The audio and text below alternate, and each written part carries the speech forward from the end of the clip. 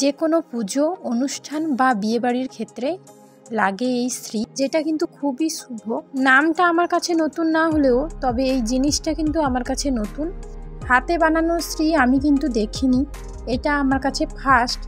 আজকে যে এই শ্রীটা আমি কিন্তু বানিয়েছি বিয়ের জন্য, তবে গ্রামের দিকে বিয়ের সময় কিন্তু শ্রীটা লাগে না, তবে সব জায়গায় নিয়ম তো সমান নয়। আজকে যে এই শ্রীটা বানাচ্ছি আমি কিন্তু বোনের বিয়ের জন্য।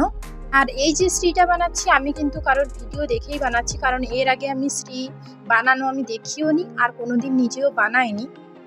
তো প্রথমেই একটা বাটির মধ্যে নিয়েছি কিছুটা পরিমাণে আটা, তাতে 2 চামচ মতো ঘি দিলাম, দিয়ে ভালোভাবে মিশিয়ে নিলাম। এরপর জল দিয়ে নর্মালি যেরকম রুটি বানানোর জন্য আটা মাখানো হয় ওই রকমভাবেই আটাটাকে মাখলাম।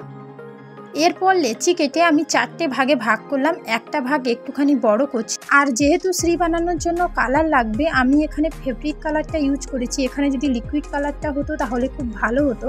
এই 4টে ভাগের মধ্যে একটা লেচি নিয়ে প্রথমে ওই সাদা রঙে ফেব্রিক কালার দিয়ে কালারটা করে নিলাম। যেহেতু এটা ফেব্রিক কালার সেই জন্য কালারটা ভালো মতো আসেনি, তবে শেষ পর্যন্ত দেখো কালারটা কিভাবে নিয়ে এসেছি। আর 3টে ভাগে একটাই লাল কালার, একটাই হলুদ কালার আর একটাই সবুজ কালার দিলাম।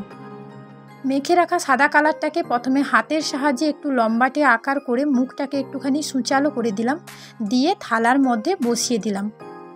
লাল কালারটাকে হাতের সাহায্যে লম্বাটে করে নিলাম, চাইলে মেঝেতে রেখেও লম্বাটে করা যায়, তবে যেহেতু অনুষ্ঠানের ক্ষেত্রে লাগছে সেই জন্য মেঝেতে আমি রাখলাম না, হাতের সাহায্যে লম্বাটে করে গোল করে দিলাম। এরপর হলুদ রঙটা ওটাকেও লম্বাটে করে ওইভাবে গোল করলাম যেইভাবে ক্যামেরাতে দেখানো হচ্ছে।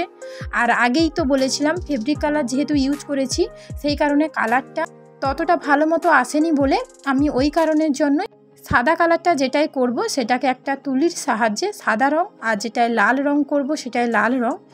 যদি এটা লিকুইড কালার হতো তাহলে এতটা খাটনি হতো না, যেহেতু ফেব্রিক কালার বলে কালারটাও ভালো নিয়ে আসার জন্য খাটনিটা একটুখানি বেশি হয়েছে। এরপর ওই স্টারের মতো করে দিলাম, তারপর সবুজ রঙে যেটা মেখে রেখেছিলাম এটা একটুখানি পাতার মতো খানিকটা করলাম, দিয়ে তার উপরে আবার সাদা রঙের যে আটাটা মেখে রেখেছিলাম ওইটাকে গোল করে দিয়ে দিলাম।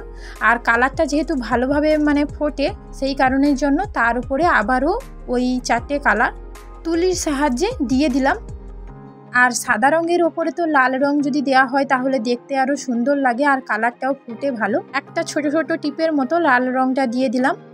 এইটা তোমরা দেখছো হয়তো 3 মিনিটের ভিডিওতে, কিন্তু বানাতে আমার সময় লেগেছে 2 থেকে আড়াই ঘন্টা। আর একটা নিয়ম যেটা আছে নাকি এটা বানানোর সময় কথা বলতে নেই। যাই হোক, শ্রী কিন্তু একদমই রেডি। আগেই তো বললাম এটা আমি প্রথম বানিয়েছি। তোমরাই কমেন্টে জানিও এটা বানানোটা কেমন হয়েছে, আর ভালো লাগলে একটা লাইক করে দিও।